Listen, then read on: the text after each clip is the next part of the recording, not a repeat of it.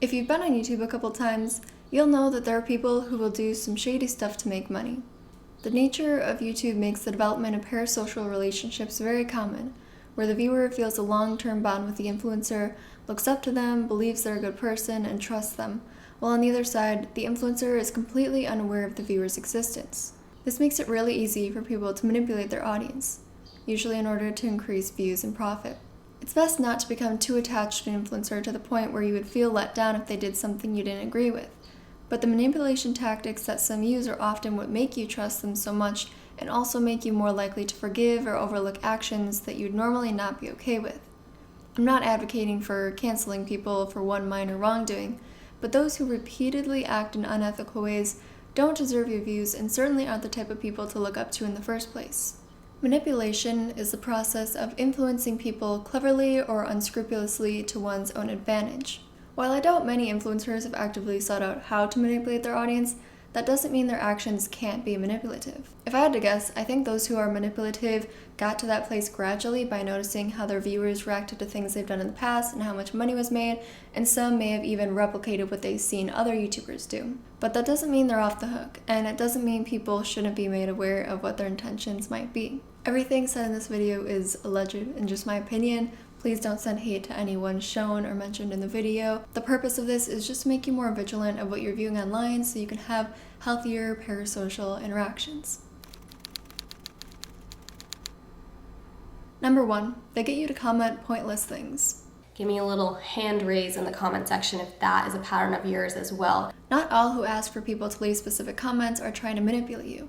I ask for people to leave their opinions on the video subject all the time because I typically like to read a lot of them. But when people tell you to comment things that have absolutely no point, what they're trying to do is get more comments to increase their engagement, which pushes their video to more people, leading to more views and in turn more money. People who ask you to comment what your favorite this or that is, or some random phrase if you made it all the way to the bottom of the description as if that's some sort of grand accomplishment, seriously don't care about your comment, they just know it's a good way to increase ad revenue. Why else would someone want you to comment IG fam on a video?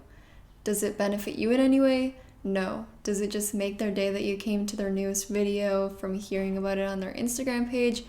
I doubt it. It's all about engagement, which is all about money. Now, if somebody's telling you to leave a comment for the algorithm, of course that's not manipulation because they're being upfront with the reason they're asking for you to comment. It's only when the creator is not explicit with their intention or is just trying to make it seem like part of their brand that it becomes manipulation, in my opinion. They're influencing you in a clever way to do something that's to their own advantage. Number 2.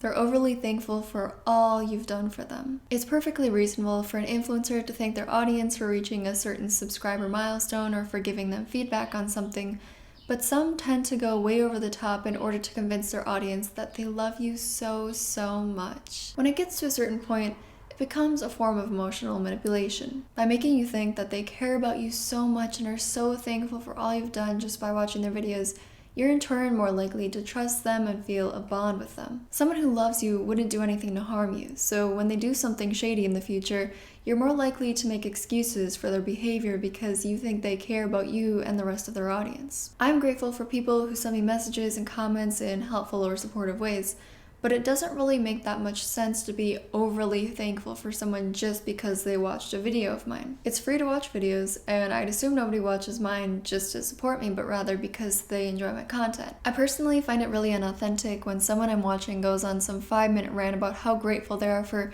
each and every one of us and says things like, "It's because of you guys that I'm able to do this," or "We did this." No, the creator is the one that puts the work into the videos. The viewer just watches for their own entertainment. The creator is able to follow their dreams or have YouTube as their job because they dedicated time to planning, filming, editing videos, and learning how to make content that people will click on. The viewers are not the reason why any YouTuber has succeeded. They're the results of the YouTuber making content that people enjoy. Of course, you can have gratitude for someone who did something that benefits you even if they didn't do it to benefit you.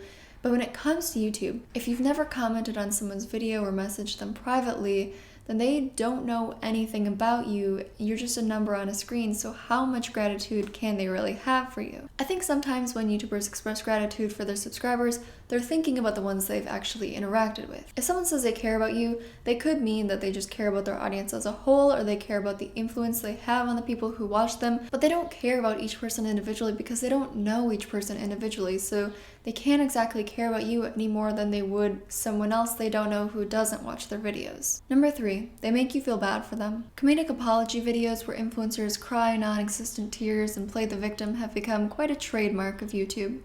But you don't need to be trying to repair your damaged reputation to take advantage of the benefits of people pitying you. It's actually a great way to make money, just like the rest of the things on this list. Let's take a look at some examples. One of my personal favorites is the crying thumbnail that doesn't actually appear in the video, so you just get to picture them sitting there posing in front of the camera while they're going through something supposedly emotional.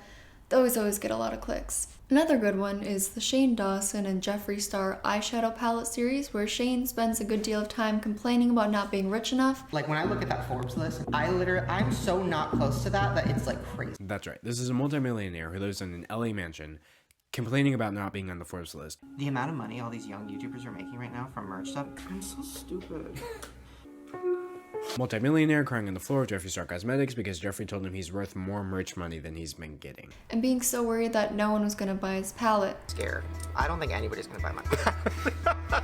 Like, I know maybe some people will, but I'm afraid. Like, why would anybody buy mine? Look at me. He gets over 10 million views a video. He could probably get his subscribers to buy his bathwater. Because a 7-hour infomercial consisting of 7 parts, each with over 15 million views, promoting a collaboration between 2 people who have a combined following of 40 million subscribers on YouTube would obviously be a flop. Now I understand that no matter how successful you are, you can still have self-doubt and lack a lot of confidence in your abilities, but you'd think that Shane would expect people to have some interest in the palette. Someone who's been on YouTube for a decade knows that they have a lot of dedicated viewers. Someone who has sold products before knows that people will buy something just because they're a big fan of the influencer selling it. Someone who's done similar video series knows that the videos will get over 10 million views each. Someone who's seen how other large influencers' palette launches have gone knows that they'll always do well. When you take all those things into account, it's absolutely ridiculous that he would think that the palette wouldn't sell. Personally, I feel the self-doubt was over-exaggerated to get people to want to buy the product more. I also think him acting like he's poorer than he actually is a way to seem more relatable so people feel more connected to him. The more you feel like you can relate to an influencer, the more you'll want to support him. Did Shane need the money? No. Did Jeffree need the money?